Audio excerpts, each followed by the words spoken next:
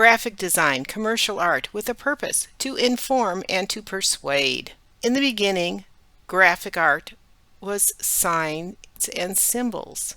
It's visual communication from 200,000 years of pictures.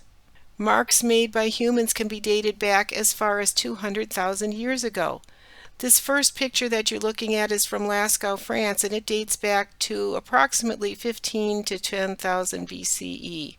Some drawings have dots and squares and other abstract figures on them.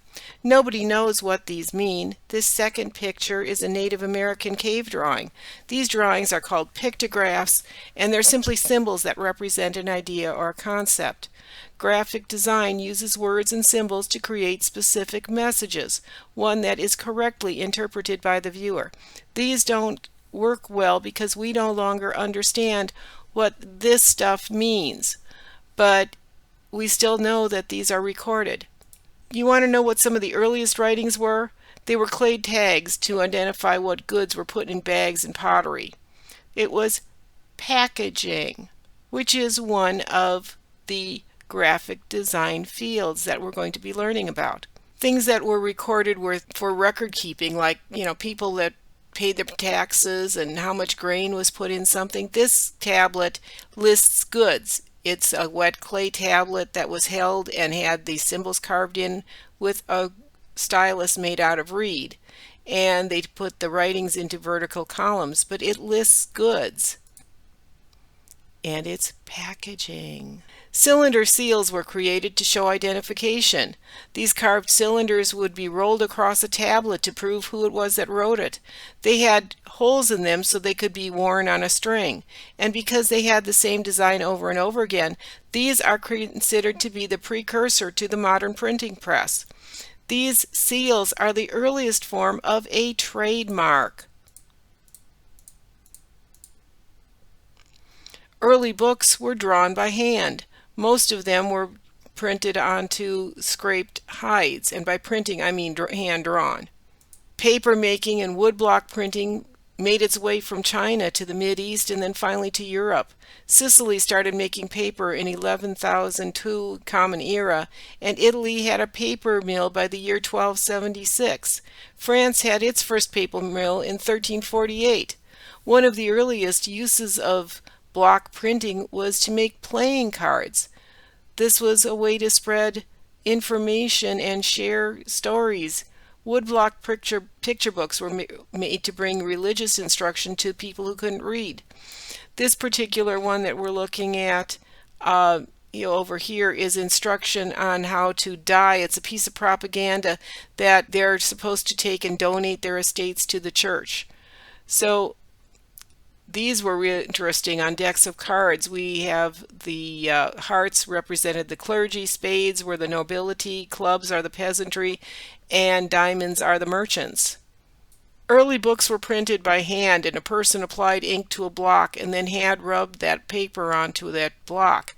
The press allowed inked wood blocks, and remember, those wood blocks had to be carved backwards. The press allowed the inked wood blocks to be pressed down onto the paper. And one carving could only last so long because the wood would break down. So tradition tells us that Gutenberg, who invented the movable type press, dropped a carved block and broke it into pieces, and that was supposed to have given him the principles of creating movable type. But again, that's kind of tradition, and we don't know how much truth there is to that. With the invention of movable type came all the different kinds of typeface designs, and in the 1700s a man named Bodoni designed around 300 different type fonts. After you printed your pages, you had to have somebody tear the tray down and sort your letters. If you have heard of the expression about minding your P's and Q's, well, one of the thoughts on that is that that came from sorting out type. What could be more difficult than having to sort P's and Q's and D's and B's that were printed backwards or created backwards? So yeah, if you were a printer, you had to buy sets of type, and if you needed more than one letter that you had in stock, well, you kind of mixed your typefaces up. We try not to do that anymore. As you'll learn, we want to limit the number of typefaces that we use. You might find things like Gaudi, Garamond, Baskerville, and Caslin. Those are just some of the type families that you may already be familiar with. You can see how these would be mixed on posters and things as people needed different sizes of typefaces, but this is really overdone and we wouldn't do that now. Packaging and posters. These are promotional pieces. Lithography is from the Greek and it literally means stone printing. It was invented around 1796 by a Bavarian named Alois Senefelder. It's based on the idea that basically that oil and water don't mix. So the design is drawn on a flat stone with an oil-based crayon or an oil-based pencil, and then you put water over the stone, and the water doesn't stick to the oil, so the part that has the oil stays dry. And then you take and put an oil-based ink on which sticks to the design, but it doesn't stick to the water. And then you put a piece of paper over it and transfer the image to the paper. Well, later on the stones were replaced with a metal plate. Chromolithography or color lithography added color, and printing actually got a whole lot easier. Each color, though, however, requires a separate stone and a separate plate.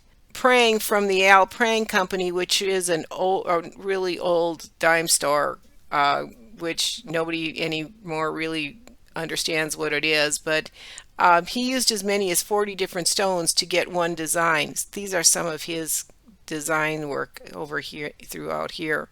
Remember, each time it would go through the there would be a color change, it would be another stone or another piece of metal, and that particular item would be the only thing that you would print, and then you'd have to move to another stone. Posters became popular due to a change in the laws of France, and that allowed posters to go up almost everywhere. We'll come back to posters at some point. And of course, the printing techniques advanced and made possible for multiple copies of books to be printed. Designers could work on the presentation of the pages. So these are works by Randolph Caldecott, Kate Greenaway, and Bruce Rogers. Rogers was a typographer and a designer, and this book was written by Maurice de Guerin. Look at the beautiful artwork that's in there. Design is a decision-making process, the culmination of subtle choices about paper and type and margins and leading between the lines and more to create an overall unity. Everything needs to work together. Your textbooks are designed for legibility. The typeface reflects the contents of the book. The paper is chosen so that the images are going to print brightly. And you can see here there's some examples of modern books and graphic novels. And then, of course, there's ebooks. Ebooks were designed for legibility. They try to maintain the look and the feel of having a printed book, but it's not exactly 100% the same, although they are very convenient. There's a whole bunch of things that you can go and look at about posters. We don't have time for all of that. Just know that Jules Seurat is considered the father of the modern poster. He was a lithographer and he created a bunch of different posters. Toulouse-Lautrec was also a designer of poster. We had a lot of posters that were put out for World War I propaganda. We had a lot of posters put out for World War II propaganda, particularly by the Nazis. And of course then there were magazine covers, which these were great examples of artwork that was done for this one for what started off as Harper's Weekly and then grew into Harper's Bazaar, which is a bit of a status symbol that people would take and casually leave these magazines on their coffee tables. The artwork was wonderful. They were from the 1920s. The black and white one, Harper's Weekly, is from the Civil War. And something else that designers create are environmental systems, which are visual systems that we use every day. The U.S. Department of Transportation first put the signs that we are very familiar with now out in the 1970s, and people's reaction to those were mixed. Some people absolutely hated these things because they were being too European and there was no text involved. It was all just pictures.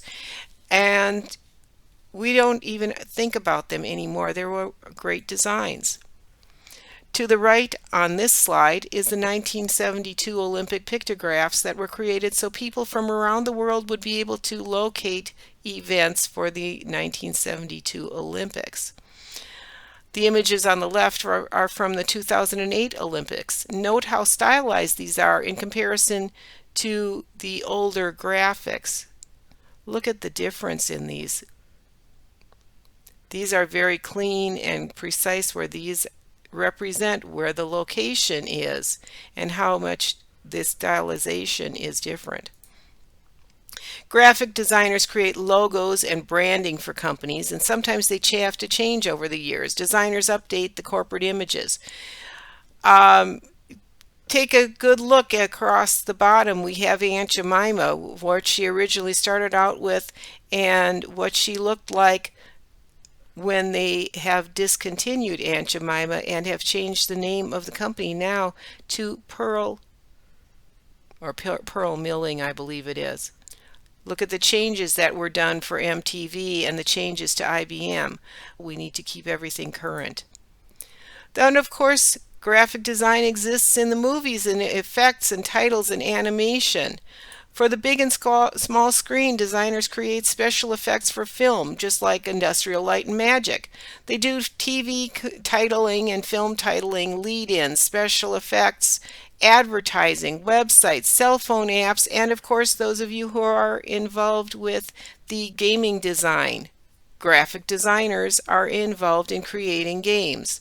Programs like Quark and Adobe InDesign give us page layout so we can create books and magazine.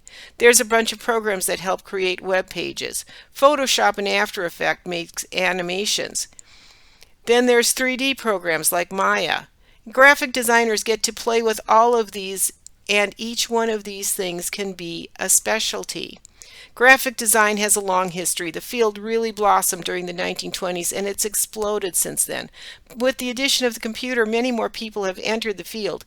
Always remember, the roots of graphic design are in the fine arts, and design really does matter.